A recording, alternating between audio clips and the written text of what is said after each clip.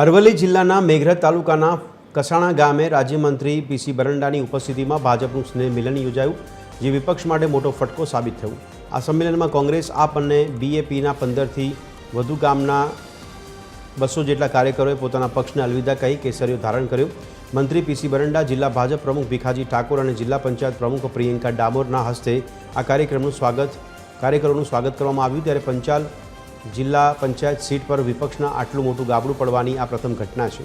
આ પ્રસંગે નવા વર્ષની શુભેચ્છાઓ પણ પાઠવવામાં આવી હતી।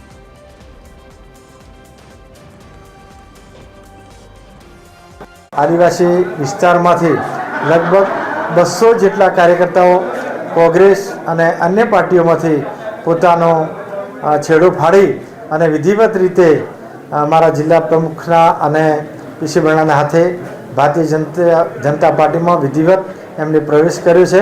त्यारे भारतीय जनता पार्टी प्रमुख तरीके ए बधाने पण हूँ आवकारूं छूं।